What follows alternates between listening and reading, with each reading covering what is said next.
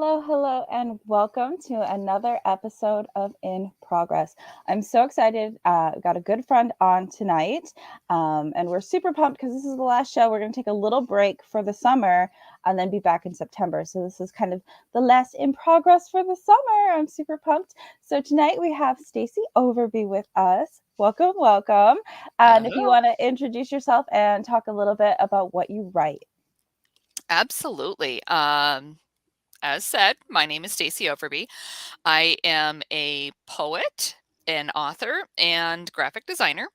I write mostly speculative fiction stuff, so it's fantasy, sci-fi. I don't get a lot into horror, but range into it a little bit, things like that.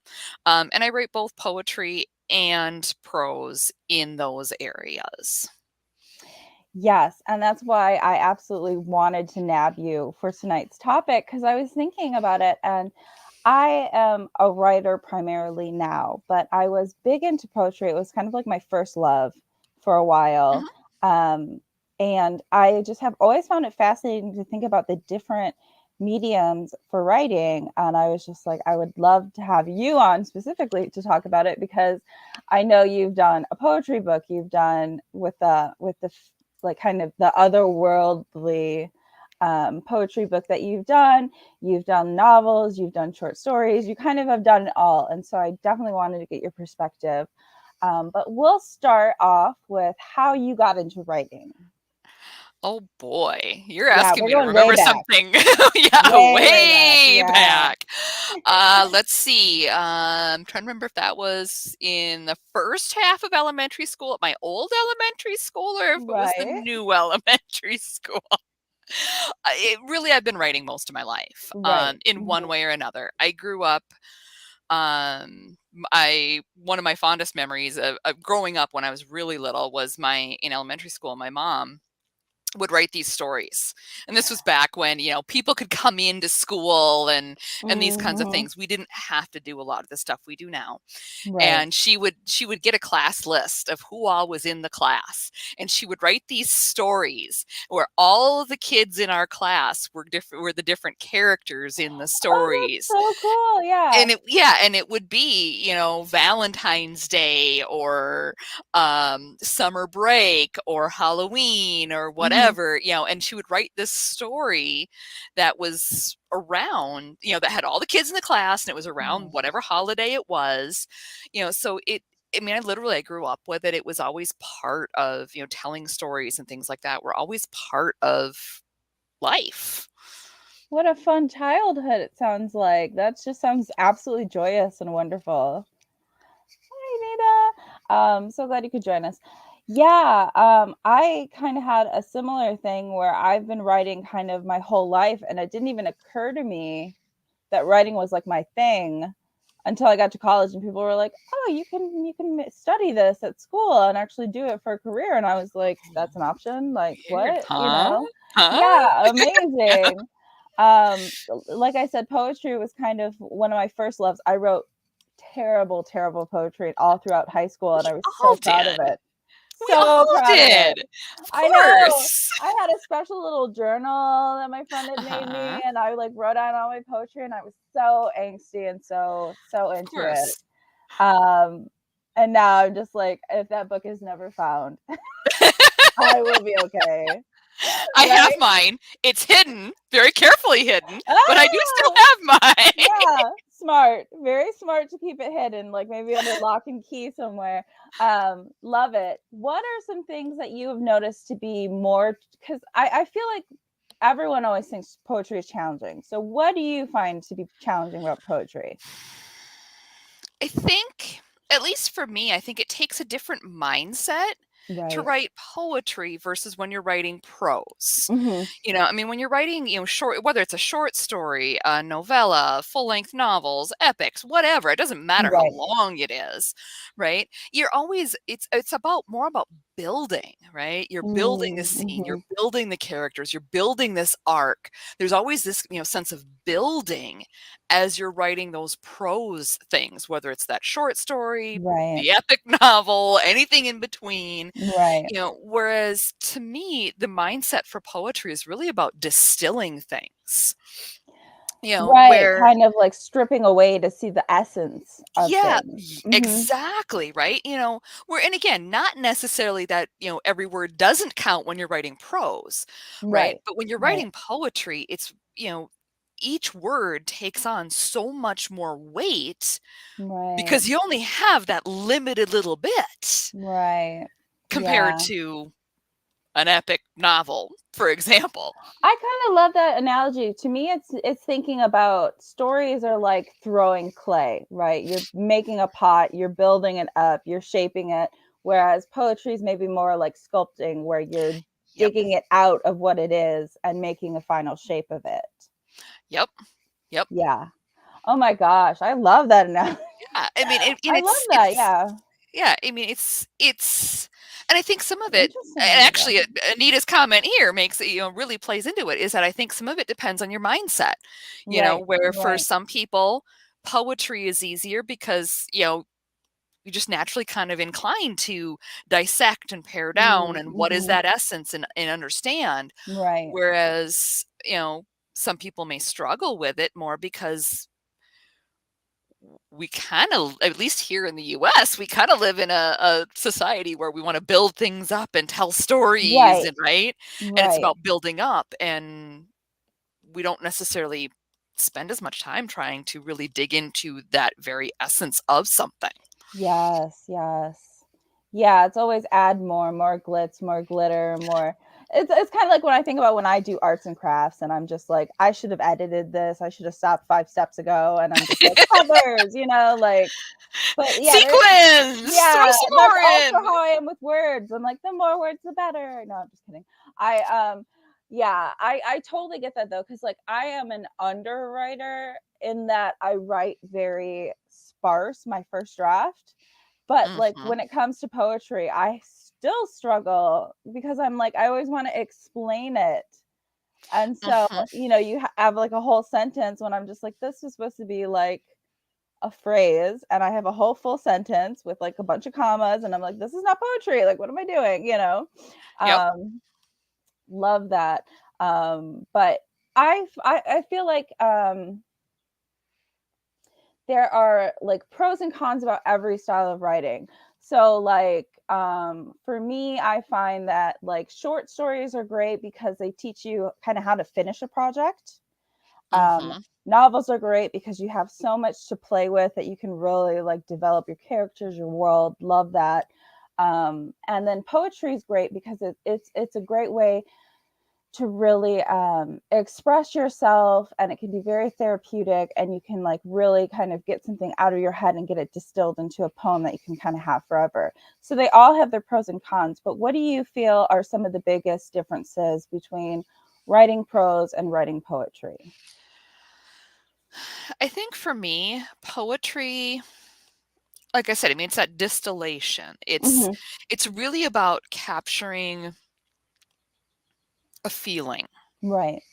you know, um, and in that way, it's also about capturing a moment in time because it's about Hmm. that feeling. Hmm. And it's about really trying to hone in on that one single thing. Um, I mean, like, for example, in, my, one poetry book, Sky Run, there's a poem about it's called The Washerwoman, and Right. it tells a story. It tells the story of this woman who's a washerwoman. And it's inspired by the legend of what or at least a version of a legend of what creates Banshee, and yet at the same time, even as it tells that story, really it's about distilling down to that sense of loss, and such an Yeah. overwhelming sense of loss, and that it creates this whole other being. It Right. traps someone into this whole limbo life, Right. or Right. half life, because they're not really alive at the same Right. time, right? It's still about that feeling. Right. Whereas we can do that with prose, absolutely, in Hmm. various forms, but it's more than just about that. We're building it into an arc and an underlying theme and an underlying message, and we're Mhm. building into and building on a much bigger thing. Right. So so that's where it takes, I think it's a little bit of a different skill set to think about, how do I pare this down? I Mhm. mean, even if we could even take, like, Beowulf or Aeneid, Right. or, any of those, novel length epic poems. Right, right. But again, it's about, kind of creating this feeling, right? Mm, mhm. Of this, these warriors, and they're going to go out and do this heroic thing, Right. and they may die in the process, but it's so glorious. And yeah, it actually makes a lot of sense why they did that Mm, way mhm. for the time frame, Right. whereas, like, it's different when you're trying to write a novel or even a short story, because then you've got these themes and you've got these other things where the focus is the story. Right. And yeah, there's the underlying theme, there's other pieces you can put in there, but it's really about the story itself. And it's Mhm. about engaging somebody in the story. And so that's where I think it's different. The differences are in trying to write them, is, at least for me, is it really about the emotion, or is it about some kind of piece to the story or underlying message I'm trying to tell? Right. And then building on it from there, of, plot and characters and action and, story beats and all of these things, or paring down to literally, does every word carry its weight, or do I need to cut words? Do I need to rephrase something? And Mm, then, mhm. especially if you're going to write, instead of writing free form, if you're going to write structured verse, Right. fitting into those different meters, or the different rhyme schemes, or the different, Parameters of the yeah, poem. Mhm. all of that stuff that then comes with it, Right. which then shapes what you do too. I actually found it interesting because when I was writing a lot of poetry and I'd get kind of like writer's block, I would pick a form of structured verse and say, well, I'm going to try and write a poem like using this form because that was kind of my way to get out of writer's block is like having Hmm. the rules also gave me like a challenge that like I was willing to rise to. Exactly. Hmm. And to me, that's a little bit different, especially when you're using, like, the structured verse. Right. I mean, yes, there's some of the different, oh, what's the word I'm looking for? Archetypal, Right. stories, the Mm. hero's Yeah. journey, or, Yeah. these kinds of things that, yeah, they do similar things for writing, Right. but I don't think it works quite the same, because, again, you're doing two different things. So what do you feel like poetry teaches us and what do you feel like prose teaches us? As both writers and readers. I'd love Mhm. because you're a big reader too, so I'd love to Oh, hear it from absolutely. both perspectives. I think I would say poetry, to me, again, like I said, it's really about the emotion, Mm, mhm. and especially when we're living in a world where, for the most part, there's not a lot of great education, talk of, Right. ability to express feelings. I mean, There's a lot of apathy. Yeah. yeah, I There's a mean, lot and of not apathy in the just, world today. Mhm. yep, between that apathy and then just things like, I teach, this is what in my day job, I work Mm, in mental health and substance abuse. And, one of the things I talk with a lot of clients about, especially my male clients, you right. know, and I know this isn't true just here in the US, but the US is really good at this, right? Mm, mhm. Guys are allowed to express two emotions, happy or angry. I was gonna say angry is one of them. Right. Yeah. Happy or Yeah. angry. Yeah. You don't get, guys in particular don't get a lot of other room to express anything else. No, no, they don't, You and it's know, a shame. Mhm. exactly. And I think that creates a lot of the problems we have. Anyways, a Yes, total yeah. side soapbox issue here. We'll stay on focus here. But Oh, that's where I think poetry can come in, is that it really can, help us express things like Oh, fear yes. and sadness and anxiety and stress and being overwhelmed and all of these other emotions that we feel, and yet we don't really have very good avenues to deal with. Yes, yes, yes. So and that's where I think, most of us, if we write, we have those journals full of Oh, yeah. angsty teenage poetry, Oh, right? right. I mean, it is a Right? whole mood. It is a whole mood. Yes. Exactly. But think about it, right? You're 16, 17, and nobody understands how I feel Right. and Those big all of emotions you got going on. yes. And yeah, Yes. yes. And that's why that I to me, that's my personal theory of part of why we all, any of us who write have those angsty journals Mm-hmm. full of really bad teenage poetry that we Right. thought was Mm-hmm. absolutely awesome, because it lends to that, Right.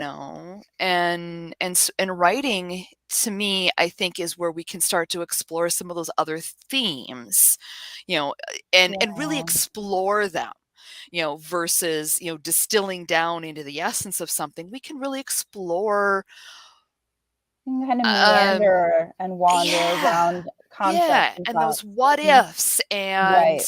okay, I mean, I think of it didn't they hadn't actually meant to be somewhat political. They kind of have turned out that way. My Black Ops books, Yeah. you Hmm. know, really start playing with some of these political ideas Right. of like, my newest one, Nightmares, really is looking at this, these political ideas of, should we be united, where we're Mm. all trying to find common voice when we've Hmm. got, you know, how many different perspectives, how many different Right. cultures, how many Right. different people we're Right. trying to unite? Or is it better to be separate, where if you believe in this, you can be here, and if you believe in Hmm. that, you can be over here, and you can find your little niche? Right. And is there a way to blend the two? So I mean, Mm-hmm. novels and stories, I think, give us room to explore those ideas, Yeah, I because we agree. have that room. We have, I would say, relatively looser structure, not necessarily Right. no structure, Right, but you right? can show different perspectives of the problem or the situation and mhm. Yep, exactly. Where points of view, you can alternate points of view or things like this to explore. Okay, what what does it take to be a villain? Right. Under what circumstances could you and I become the villain? Right. I do feel we all have a villain in us. I did not always feel that way, but, like, this decade has been bringing out the villain in me a little bit Little more each bit, year. I little bit. I'm still on my redemption arc, like, we're still okay, but, like, I understand more and more. I'm like, "Yes, there is a villain in all of us." Like, Yep, yep. I really feel that, yeah. Yeah, I mean, I was talking to my boss the other day, and I don't even remember what we were talking about, but it's one of those of, okay, under any ordinary circumstance, could we absolutely swear that we would never hurt somebody or kill Right, somebody? Oh, right, absolutely. I could sit here and tell you, no, I'd never do that. But then I think about, okay, somebody threatens my kid. right, right, I hesitate to say that I can say that at that point. I right, mean, where right. I think we all have that ability that under the right circumstances, could we do some pretty evil things to somebody else? Yep, I think And, we like, could. everyone's moral code being different, like, Mhm. what you might think is villainy is not what someone else thinks is villainy. So it's like it's definitely like, I've had those dreams where I'm like, the bad guys coming in the room to get me. In my dream, I dispose of them, and then I feel really crappy afterwards, but I still did Right? the thing that maybe I was not supposed to do, but, like, you have an initial reaction, and then you have the, actual, like, processing of it that happens Uh-huh. afterwards, and I feel like I love when people do that in their writing, when they show the PTSD of you're in this situation where you do what would be unthinkable until you're put into that Mhm. situation, and then Mhm. show the character after processing that and not just acting like nothing happened. Because I It's feel no like big deal. I feel like in our childhood, though, that didn't happen. Like the hero would kill his first dragon or kill his first person in battle and just be like, I'm a man now, or like Woo, we're done. whatever Yep. the story was. They would just kind of gloss over the trauma of like going to war for the first time. And it's just like, that would make such a huge impact on somebody, though, like Mhm. as an individual, as a character and stuff. So I really love that. I feel like that changed about the time I was in college, where we started seeing more and more books, that as we became more aware of like mental issues like PTSD, and that things that, you know, you go through a Mhm. traumatic event, you're going to have traumatic consequences in your, you know, how you're presenting your personality or anything.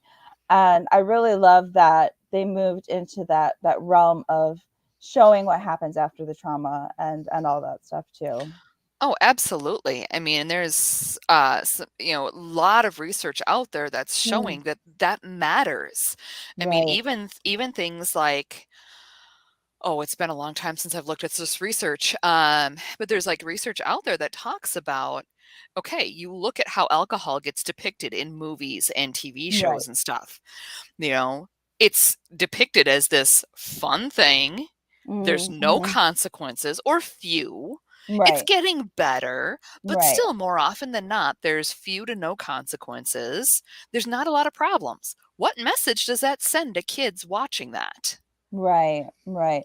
Like you might get marker on your face, but like that's as far as the prank goes, you know, kind of Yep, yep, situation. Hmm. yep. I mean, okay, Yeah. fine. You're hungover, but you know what? I mean, we turn around and then make light of, oh yeah, so and so's hungover, and it's funny, and you know, Right. Right. so Yeah. even if there are some consequences, it's not really portrayed very realistically, Right. so I agree. I think it's really important, and that again, one of those differences between poetry and verse, and prose is that there's that room to explore and to go, hey, okay, we can do this. We can be the hero that swoops in and saves the day, Right. Right. but then what? Yeah, but then what are those darker aspects of life in general, and Hmm. the other side of the coin for everything. There's another side of a coin. I have a question for you about your writing process. Okay. So I believe you are famously a pantser.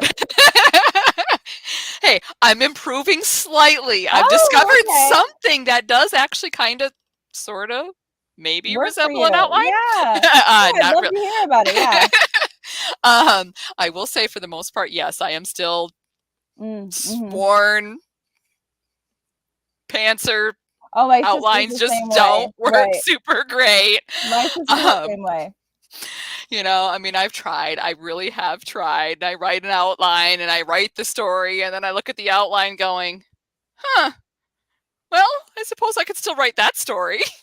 Right, you right, know, right. Yeah. I mean, it's never worked super great. But I found this really cool app, Okay. mind mapping app, called Oh, MindNode, which is really cool because you can like literally it like draws out, okay, here's the middle, and here's all these things that you can just kind of draw out from oh, it, like cool. mind Yeah. maps from elementary school. Yeah.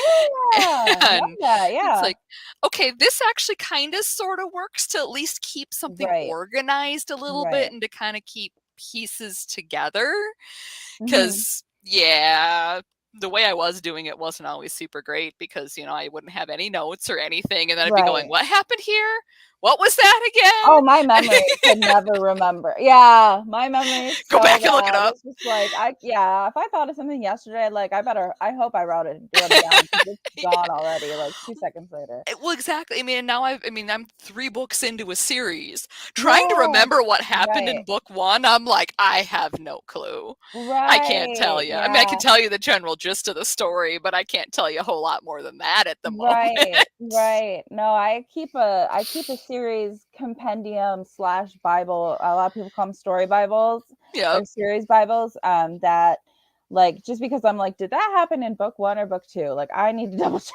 Or Yes. like what came first, like this person or like this event.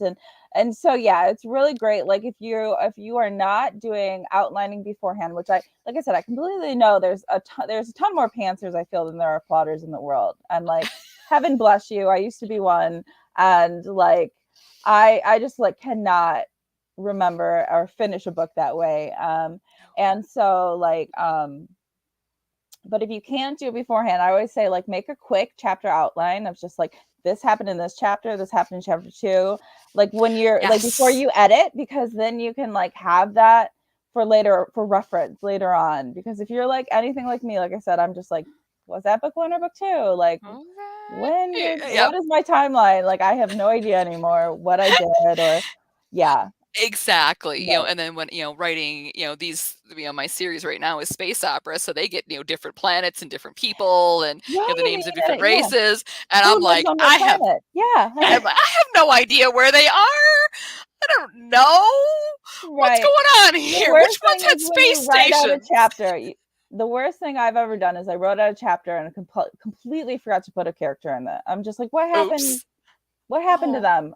I'm oh the yeah. author. What happened to them? What did Where'd I they do? Yeah. go? I just This left them hanging in space, apparently, you know?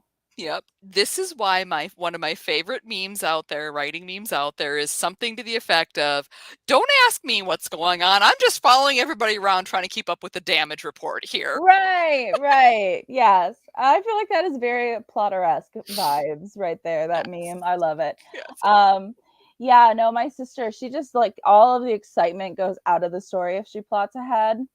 Yep. And I understand that. Yeah, I totally understand that. I just need to have like a vague idea of where they're going, like the destination for or a goal for the chapter. Um, but I did want to ask, like, what is your favorite part about writing? Oh boy. It's both my favorite and in some ways my least favorite part Right. Okay. is that first draft. Yeah. Because there's a magic that's happening with that first Yes. draft, Mhm. and it's so messy, and it's, like, so frustrating because you get to those spots, and you're like, "Urgh, would you Right. just behave? Because we need to get over here, and now you're way back over up here Right. somewhere. You're Right. heading the wrong direction, but we need to be over here, come on." Yeah. You Yeah. know? Work with me a little, guys. Yeah. Exactly. But at the same time, there's such cool magic that happens because at least for me, like I said, I really can't plan a whole lot. Mm. Sometimes I have kind of an idea of where things end up. Sometimes it's like, well, I know they go in this direction and I Right. have no idea where it goes from here, but let's find out. Right. You Right. know, so it's fun because it's like I'm discovering the story for the first time. Mm. Mhm. Right. And it's tough and it's messy and it's like so frustrating sometimes because you're Mm. stuck. Yeah. Yeah. And then all of a sudden it's like, oh, Yeah. that's what I was missing. Right. Love Anita throwing it Yes. out. She has a new book out.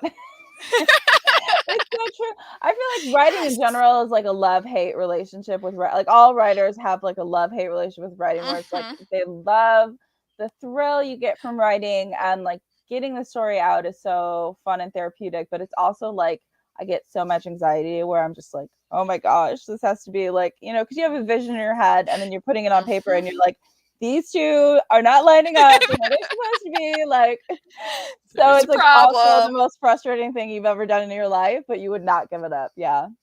No.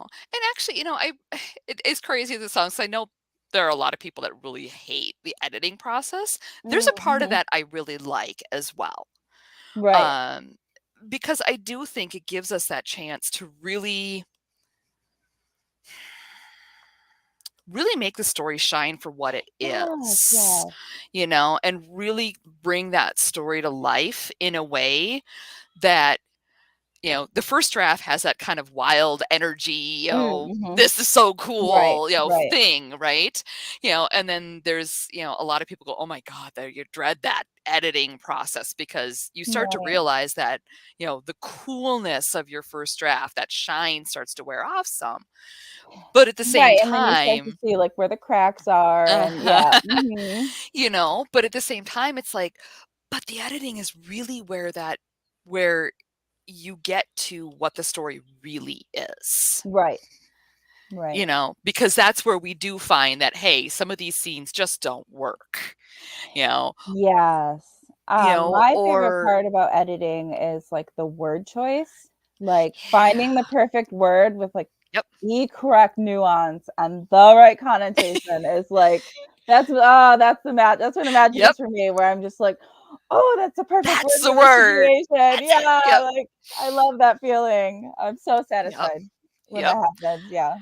Yeah, and that's where, I mean, to me, that's what I love about the editing process is watching that story, the jumble of words that you've got Right. down and that cool, magic, wild first draft becomes what I saw in my head this whole Right, time, right, right. and I mean, again, it's got its downsides too, Right, yeah, for but sure. there's still some really cool magic that Yes, happens. yes, yes. I love editing other people's stories. When it comes to myself, I don't love it as much because I put a lot of pressure on myself because I'm always like Mhm.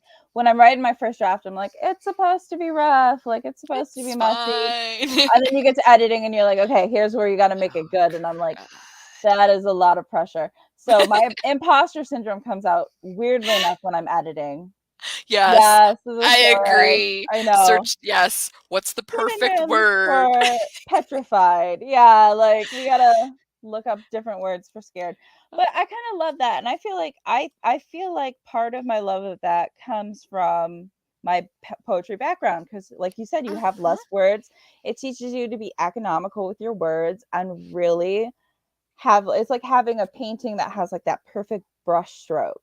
Yep, That's what the perfect word yep. does for me, is the perfect brush stroke that's just like, "Oh, Yes. that painting would not be the same without it," you know? Yep, So, and it that's what I love.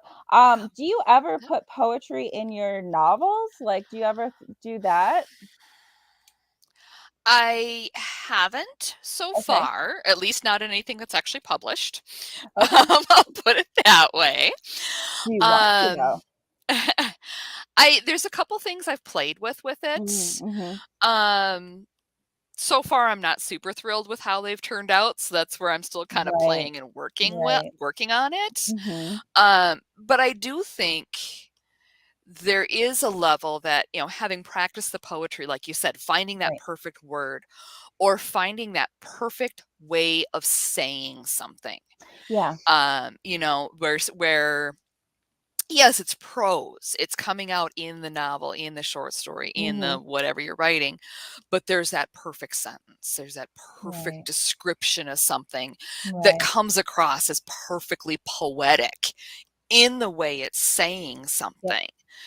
So I think there is still value, absolute value for, novelists and short story writers to practice poetry. Who cares if you never publish it? Mm, you mhm. know, but it does help find, you know, that awareness of words and finding the right word. And yes, Right. we all get stuck, digging through the thesaurus. What's the Right. exact right word for, right? And sometimes it is that imposter stuff. But I would also argue that sometimes it's okay. I don't want to say scared because that's not quite the right word Mm, because it's mhm. scared, but it's something a little different, something a little more, something, there's a Right. twist on it somehow, and we settle Where there might sometimes be with, apprehensive rather than scared. yes, Yeah, yeah. yes, or maybe it's bordering into anxiousness a little bit, or, Right, right. right, where I think, by practicing poetry, it helps us build our awareness of some of those Mm, things mhm. and to take the time to find, don't just settle on scared Right, or nervous, right, but right. find apprehensive or anxious or whatever else, right? Oh, Yes. nice. Sea Yes. shanties, yes. Yes. I have, by the way, I have read, I owe you a review, Anita, because I Oh, yay. have read the first one. It is awesome the way she blends the poetry into the Oh, stories, and it works. nice. It's a great Yeah, example of it works yeah. really well to actually blend the two, in my opinion, because it Yeah, it just it carries, it right, flows. right. That's the piece I'm missing yet. Right, I have tried I want so I read a novel by Jeanette Winterson called Oranges Are Not the Only Fruit, and she, her Mhm. protagonist is a young writer, so she has her writing in the book. Oh, And I always cool. wanted to write a novel like that, but Yeah. I've got to figure out how to do it without copying. Oranges are not the only fruit, because it was an amazing book, and I was like, Julia, come up with your own ideas. Like, Come on, no. let's not just say totally Yeah, plagiarize. we cannot copyright ideas, but we should still be somewhat original, right? So I no, Yes. I loved that though. Like, I love the whole idea of the approach, because I'm all like, when I write my young adult stories, I'm all about the characters figuring out who they are and getting to know themselves. And Mhm. so I love that she literally explored her character, exploring herself with her own writing in the book. And it was just like so meta. And I was just like blown away by it in college. I was just like, I need to write a book Cool. like this. So I've always wanted to do a book where like they write their own poetry in the book. Like, I always thought that was like such a cool Oh, concept, you I know? got there was another one I read, I gotta find it here, that was a really cool, book that did some of that, especially with poetry. Right. And it was I'm drawing a blank as to the name of the book. I'm gonna see if I can try to find it quick here. Okay. But it was really cool because it was a young, it was a YA type book Mm-hmm. that was I think the main character was Hispanic, Oh, okay. if I remember Right. right. Mm-hmm. And it was this big deal because, that's not what you do. That's a waste of Right. time. Right. And so the poetry became in part, it was her love of poetry that created this story arc of who is Right. she, Right. but then also built into aha, The Poet X by Elizabeth Acevedo. Okay. Okay. And it was just so cool because it was telling the story of how this girl, became who, found her sense of self through Right. poetry. And it was just this really cool way of, I mean, like you said, a blending of that, telling that story of who am I and exploring who Yes. am I, Yes. and did it through poetry in the book. And it was super cool how it was blended Right. together like that. Right. I love that. Yeah. And if you want a glimpse into like how angsty I was as a teenager, my favorite poet was Pablo Neruda, who is like known to write the most melancholy, like, I used to love Yeah. you, but if you forget me, I will forget you first. Like, Yep. you will be flung from me, your banners flying in the wind, like, I will I'm forget totally you ever butchering his existed. poetry. Right. I'm totally butchering his poetry. But yeah, he writes the most like melancholy, forlorn, like, we used to be in love poems. And that was Oh, of it for me. course. That was the feeling for me, as a teenager. I was just like, oh, he's so meaningful. And so I just Uh-huh. wrote really, really bad Oh, of melancholy course. poetry, Of loved it. Yeah. course. Love it. Oh my gosh, I'm having so much fun talking about this. It's so funny because I'm like remembering things. And like, but the one thing that I always did try to avoid with poetry writing, especially, it's a little easier, you can get away with it a little bit more in prose, but the cliches, like, Yes. the raindrops represent tears, and like, we never heard that one before, you know what I mean? Like, Totally original. What are you talking about? right. Some of the cliches that people throw into poetry though can like really, like, I'm just like, oh, that's zinger, that one. What are your tips and tricks for like avoiding things like cliches and stereotypes and all that stuff? Because it's really easy to be like, the trees were like had pregnant boughs, for example. Like, Yes. I'm writing a sonnet, I must have like pregnant branches in my tree, like, ode to nature. Exactly. My thought, what I do first is look at, okay, what am I really trying to say? Right. When I lean on this, yes, it can be what I'm trying to say, but what am I really trying to Right. say? Right. Because I think the cliches are a good place to start. Right. Okay. In terms of in terms of starting to build what it is you're trying to say. or Right. hone in on what it is you're trying to say in Right. poetry in particular, right? Because it's not really a building, it's really a honing in. But what Mm. is it about that? Mm-hmm. The tears, the raindrops were tears. Okay, what is it about that? Why Right. why are you why are you leaning into that? Right. What Right. is it about that you're really getting at?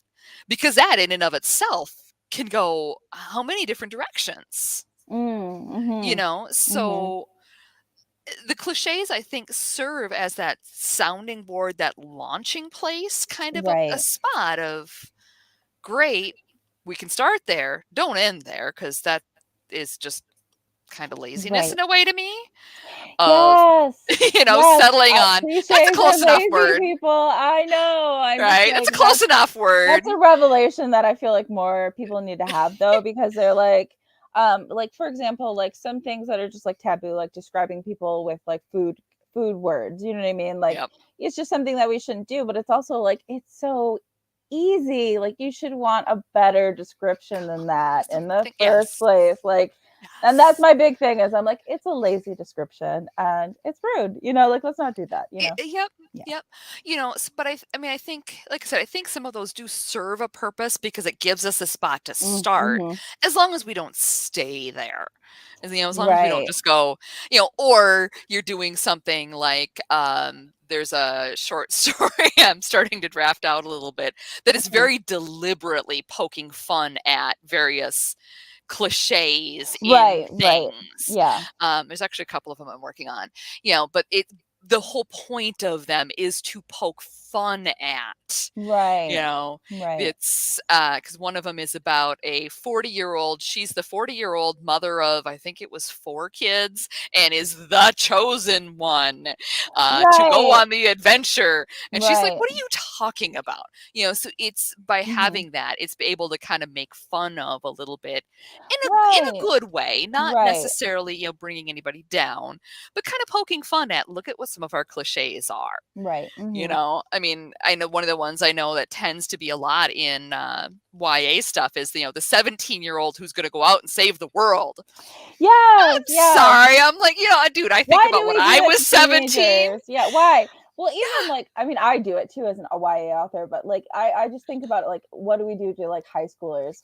Choose what you're gonna do for the rest of your life. You gotta Yes. decide at 16 because you gotta know what classes you're gonna take, for what college you're gonna go to, for what you're gonna do for the rest of your life. At Yes. 16, decide Yes. now. Figure We it are out. so mean. We are so mean to our Figure it children. out. Yep.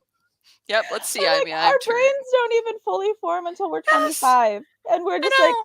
16-year-old, you're gonna figure it out. You got this. You Yeah. got this, girl. Yeah. Just do it. Yep. Well, I mean, I'm thinking, at 32, I kind of settled into something, and it's like, Right. and even that at the time was like, okay, well, this is going to be good enough for now till I figure something else out, and well, then Right. I got Adults are just stuck like, and we're just doing things in the meantime until we figure out the future. Like that is fig- what adults are yeah, doing. We're just functioning in the meantime until we figure out the yeah. I future. mean, Yeah. I mean, I happened to get stuck 12 years later, going, dang, I'm still doing the same thing. Right. Luckily, right? That's That wasn't yeah. what I planned, but Right. I'll take it. Yes. I'll take it. Yes. I've landed in some pretty cool spots, so Yes. Yes. but it's like, what's 17-year-old? I mean, come on, Right, we're so mean to our teenagers, yes. but that's where I go, I don't mind that cliche some Mhm. when we start looking at, when we think about this Right. character really is only 17 or 16 or Mhm, whatever, mhm. you know? Let's make sure we're writing it that way, where Right. they are only 16 or 17. They're gonna be impulsive. They're not gonna Mhm, think things mhm. through. They're not gonna be realistic about stuff. Well, and that's where the sidekick and the mentor and all that comes Yes. in too, yeah. Yes, and you can create some really cool, good dynamics and make that cliche work really Right, well in a right. story, or it can just be really bad, and then it's like, "Oh, come on, give me a break." Right, right, and I feel like we are, like, kinda trending away from, like, the chosen one tropes and all of that stuff. I mean, everything's cyclical, everything Oh, of comes and course. goes, but, um I was wondering, so do you have a favorite type of like poetry to write? And do you have a favorite type of prose to write? Oh, oh, Got to get you with them hard hitters. um, poetry, I think a lot of it depends on what it is I'm writing. Right. When I was writing Scatharon, it was a lot of structured poetry. Mm-hmm. But I think it fit, the idea, because the whole book is really exploring some of these ideas of, different, in this case, Celtic Norse is kind of the main Traditions. Hmm. mythologies Yeah. that I drew from, but exploring some of those stories of, the different characters and the different, scenes, the different ideas from those mythologies. Hmm. So to me, it felt like that structure really belonged there. I mean, there's Right. definitely some free verse in there, Hmm. but a lot of it felt like it was that structure so for me, poetry is really, I don't know, unless I say I have a favorite. I think it's really more about what am I writing? Because the other thing I'm working on, very slowly, I'll admit, Mm-hmm. very slowly. Right. Um, and it actually started out from an old writing prompt that used to be around that was a 100-word challenge. You Okay. had exactly 100 words, no more, no less. Yeah. Yeah. And it was fun to use that to write. And you had a word, you had a prompt, Hmm. a one-word prompt, and you had exactly 100 words to respond. So it was fun to write, and a lot of that lended more to free verse, Okay. because I already had these parameters of here's the prompt, here's Right. exactly 100 words, Right. so it was fun to play with some other ways of doing it with that. Yeah. Um, Prose, I probably actually, I've gotten better. I used to be really bad at. I couldn't write short stories to save my life Oh, because okay. I could not write short stories to save my life because they always wanted to turn into this, a much bigger story. Right. Um, Excuse me. but I think poetry actually helped some in that, in Okay. terms of that same kind of process of honing things down a little bit, Mm. digging in to find what's the story I'm really trying to tell. Yes, there's all these other things, there's all this Right. stuff, right? This short story isn't happening in its entirety, right? Hmm. It's there's things that happen afterward, there's things that happen before, there's things that are happening all Right. around, Right. but to hone in on what's the story I'm trying to tell. Right. So I think actually it took a little bit of those same poetry skills to figure out how to write short stories, Yeah. which I'm Yeah. getting better at, actually keeping them short Oh, for short good. Yeah. stories. Right. I still think I actually like to write novels at best, though, for prose. Yeah. They take a lot longer for me because, well, work, life. I have a lot of Mm-hmm. other stuff I need to do, Right. but it allows that room to really explore things, and that's one Yeah. of the things I love. That's why I think that's why I've stayed in substance abuse the way I have, is because it is about exploring. It is about, teasing apart and understanding and digging in and getting in there to figure out, okay, just what is really going on, and this kind Right. of What is stuff. each person's Yep. story and their journey through, Yep. yeah, their issues. Exactly. And then how do we connect, and how do Right. we influence each other, and these things. So that's where I think, overall prose, I think I still like novels the best. Although I've learned short stories much better over the years. Yeah, there's a charm to short stories that are done well when it's like it ends right where it needs to end. Like that Mhm. I love a good short story. Um I feel like it's kind of hard. Like me and my sister released a horror compilation of short stories, but I feel like that's something that's done less and less these days, unless you get an anthology or like a collection, but like just a good collection of short stories. Mhm. Like I used to devour those when I was younger, and you don't see them as much because people do like writing novels because you get to tell so much of a full story. Mhm. Um, but there is such a charm about a good short story that I love. Yes, yes. Yeah. And it's ironic because I've released a series, but, Right, right, um, but one of the other things that I do miss some too is a novel that's just a novel. right, That's not necessarily turned into a series, right, and that's where, like, even with my series, I do have it written, and I very deliberately tried to write it in a way where you can just pick up one of them and read right. it. And enjoy it. And Mhm. okay, fine, you might miss a few of the little things, little, Right, Easter egg type things here and there, but you can pick it up and read it and enjoy it and be done. You don't right. have to have read the first one or the second one or whatever else, Yeah, yeah, you yeah. know? Standalone novels are great, and I always feel like series should be able to stand up. They should be enriched by reading all of them, but if you should be able to just pick up on one and still understand enough of what's going on to like enjoy the story. Yeah, I mean, and the story has an ending. I Right. think probably, and I was just thinking about this the other day. What was I looking at? Oh, I know what it was. I'd taken my son to Half Price Books because we were looking for a Okay. couple books for him. Yeah. And I was just browsing through, I love reading sci-fi fantasy stuff. That's Right. what I grew up on. I read most anything now, but that's Mm-hmm. still kind of where my heart is because that's what I Yeah. grew up with. And so I was just kind of walking by browsing, and I happened to catch a book by an author that I still really love the author, but it drives me crazy. I get there's a huge backstory to why this has happened the way it Mm-hmm. has. Mm-hmm. But as a reader, it still drives me crazy that she was writing the series Mm-hmm. and she got the first, I think, two books of the three done. And then things royally fell apart for her on a Right. lot of levels. And I know Right. there's a whole lot of stuff there. And but she's never come back to write the third book. And what drives me Oh my gosh. crazy Yeah. is Okay. that the second book was left at, like, you only had half the story. Oh, cliffhanger. Yeah. Mm-hmm. Yeah, I mean, it was this kind of cliffhanger thing, and it's like, "Come on. You can't What leave happens it like next? this." Yeah, you can't And it's torture for the been readers. Yeah. yes, and it's been like 20 some years. Yes, No. seriously. And, and I don't know that if I have not looked for it in a long time, but for a while when I was looking for Mhm. it going, is there ever going to be this third book? Right. It was always this, yep, she's working on these other projects and then she's going to work on this. And as soon as this is Right. done, she's going to work on it.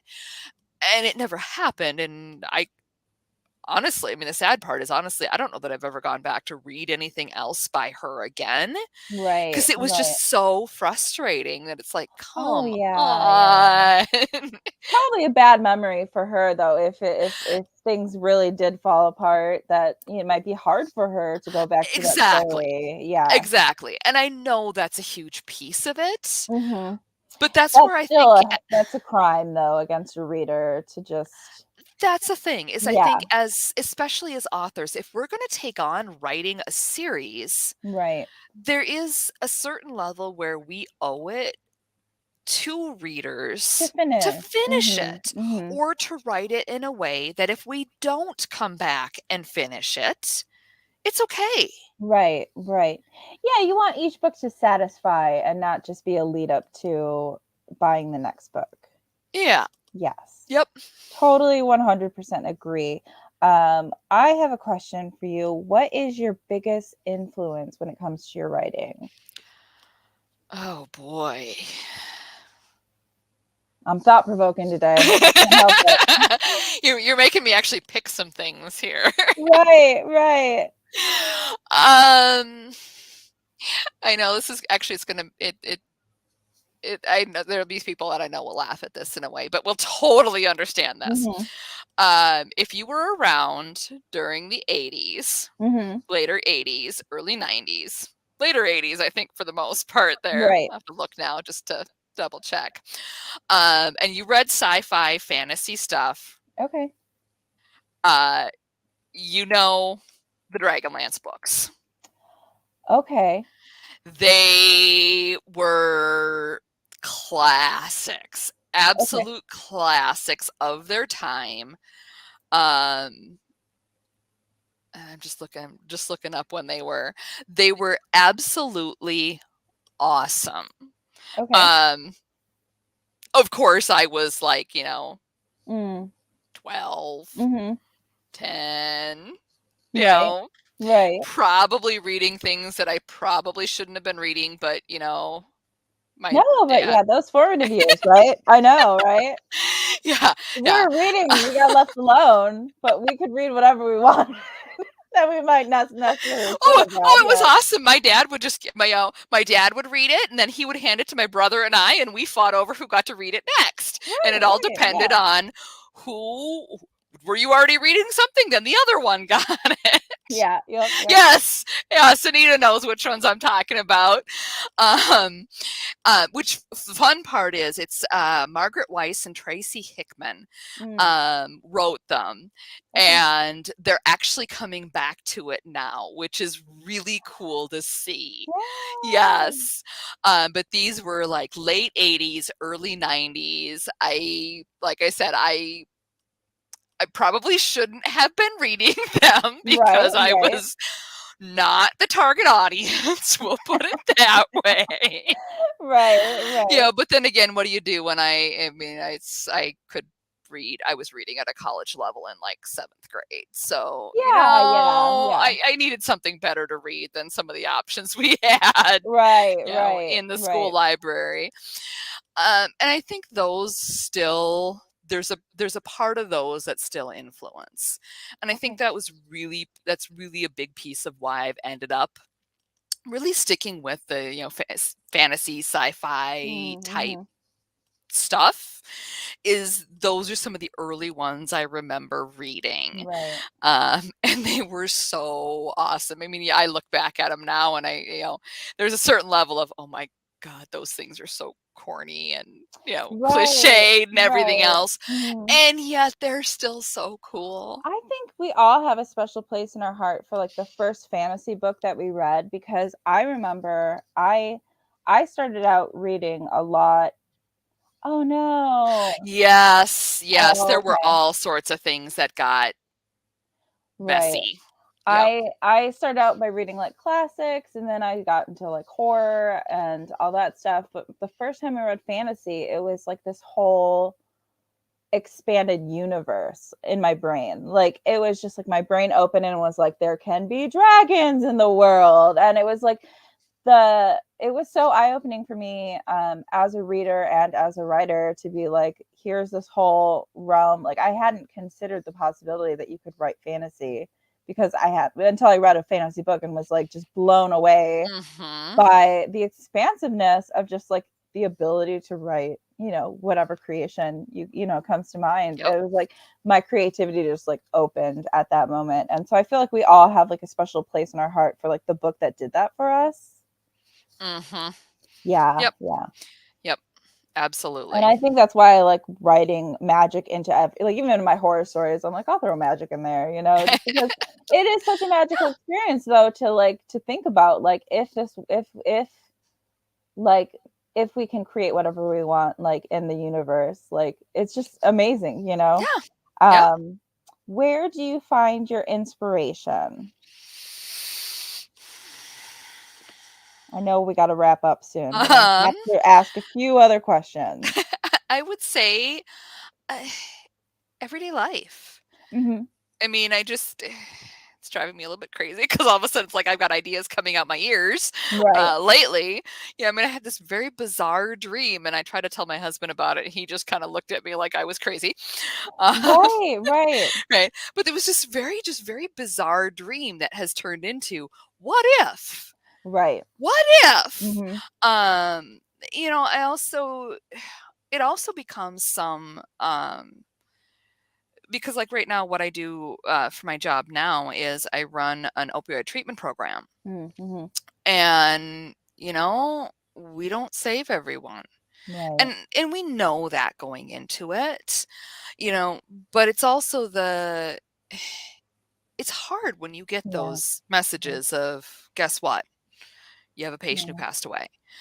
thankfully for us, the majority of them have been other health complications. Mm, Because a lot of our patients, we specialize in taking patients who've got a lot of health complications. right.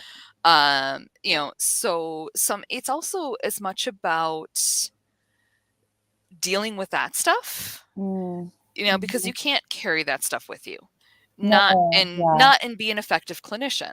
right, So it's about figuring out how to deal with that kind of stuff. And that's, I mean, for example, why Nightmares actually took a lot longer than it should have to come right. out, is because it kind of finishes the kind of the arc of the three stories. Because Tattoos, the first book, is about what do you do when you run up against an issue of, do you do the right thing or do you do what you promised you would do? Mhm. And it's two separate things. Yes. The second book, Scars, is about how far do you take it? How far do Right. you go to do the right thing? Nightmares was about what's the price you pay? To do the right thing. Yep. Mhm.